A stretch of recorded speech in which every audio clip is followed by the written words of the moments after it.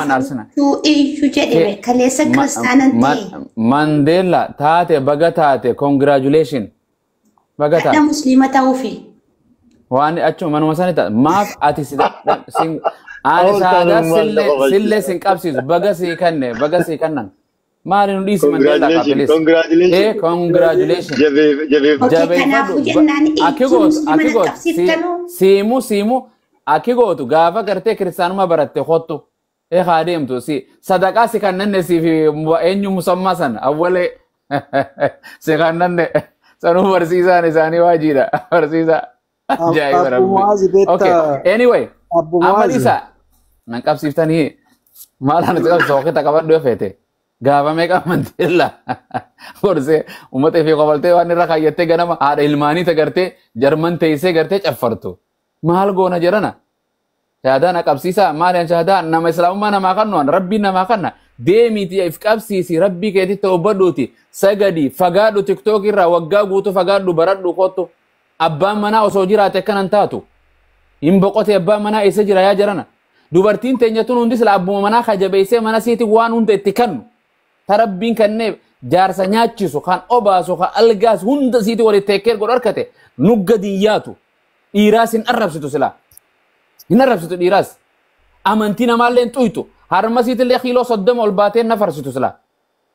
Nagaan teessi bar Sheekh Bashir wallahi silaa nagaan teessi amantii namaan tuytu quraanillee nagaan silaa galaaf birriillee wali qabattee teessi hin horti ilmoollee qabeenyallee kabajaallee horatti arra dhiira dubartiin nu sodaachisee akkasina godhuun barbaade ittiiti akkan kootti jechuunis jabduudhaati akkana dadhabne ka. Dubartiin harkaan jirtu dhiisi sirba sabaa. Meedhiisi nama arrabse tokko daalleen tokko yoo jaarsisi kaduraanii tokko da'iifa akka jalde isaa ta'e dhiira hunda ama tokko takka gartee maal jette gaaf tokko eenyutti heerumeettee dhiirti jimmaa dhiiraa jettee arrabsite isee yoo tokko gartee akka ati feetu siin taane dhiirti hundi akkasuma kolkolo dubartiin akkas yaadde aqliinisi hodhi gallee abbaan manaa tokko harargeerraa fuudhee yoo gartee akka godhu godhee tartiiba dhabee fi wanni godhe hulii harar gumaa harkaan fee dubartiinis ka maqaabir yoo tokko gartee toletti ole ji'oo muraasetti ole kutaa sannuma faarsite hanqa jaarsisan biraaduu jedhana anyway dhiiratti dubartii jabeeffadha nyaachisa nyaataas nyaachisa waan rabbi isin kannes kannaafiti nagaan ta'a amma gartee gara gurbaa kanaatti deemna ajandaa nu jalaan jijjiirin Mandela shahaadaa qabadhu deemi waajiin si haa qabsiisu heekaa isa bira oolta duraanii.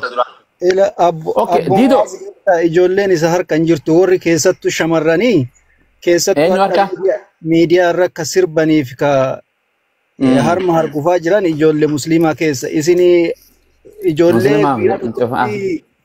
harka ol qabsiiftanii quba tokkocha ol baafsiiftanii shahaadaa deebiftanii ijoolleen sirriitti hin baratanii achiin booda maala quba qabda mee quban qabdu atuu ka kiristaana keessa yeroo hin baranne mee qoo ka barnoota keeti wallaaluu deemna yaa habiibi naman tuttuqeni waan sin jedhu dhiisi mee tacaffa laal mootummaan jechuun islaama keessaas hattuun leebaan kiristaana keessa hattuun leebaan wallaaltuun gandaa fi amantii hunda keessa jirti.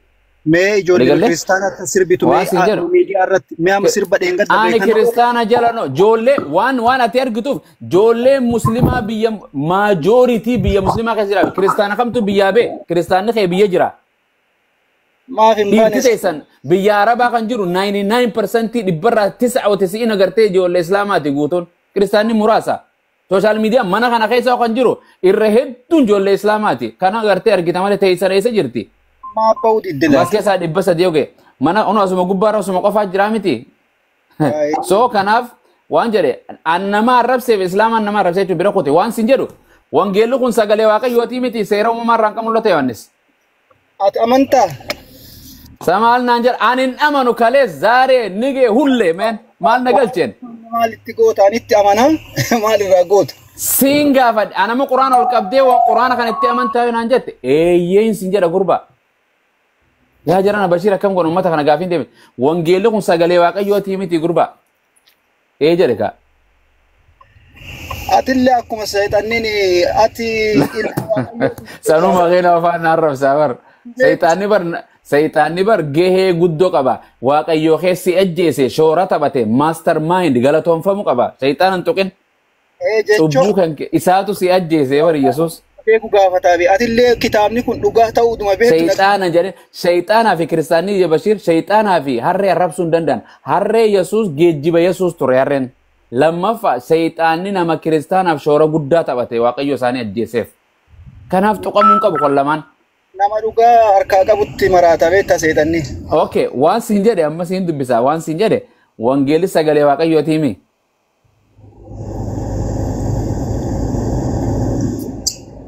Makina gurra noofin kaadhaabe. Gurba malte. Me sifan mucaan nokote sifan akkam goona dhiirti naa dhufte jedheetiin ganama obboroo gammade yaa goofta. Waasilleen kadhanne pheenxeen affidi jedheeti alhamdulillah kan bariisifteen jechuu ture. Osoo qursii nyaatiin pheenxeen no dhufte. An pheenxee akkam taanen beekta. Maali ati? Ajaa'iba. Torbaan hunda nama geeddaramtani. Asitti gaaf kan Seventh Day Adventistii akkamit akka okay ayye nagalte okay anyway kristana eti okay wangela kana ne amantami jata mija kumbe gafin qabu abbomoaz nama wangela eshi ayye mali fi wangela ke keessatti dubartii dingili dubrummaan qabne ajjeesa ta dubrummaa qabdu hambifadha fuudha jedha Bashir waan ajaa'iba dhageessanii waan kana gaafa durii dibeetii goone yaadatta Iran deebi ummataaf nama wayii jira sila waan hin jedhe waan jedhe wangeela kan keetirratti caafamee jira moon jiru dubartii dubrummaan qabne ajjeesa ta dubrummaa qabdu hambifadhaa jedha moon jedhu ati Saamu'eel maan bira deemta bakka saniin siinni hanguu Saamu'eel wallahi Saamu'eel miti seera ni dogoggorte seera lakkoofsaati Saamu'eel tokkoffaa 15 irra jira maali no san qoota qabaati san ijoollee fi warra wantaati ta dubrummaa qabdu hambifadha seera yookaan seera lakkoofsaa 30 takka 17 hanga 18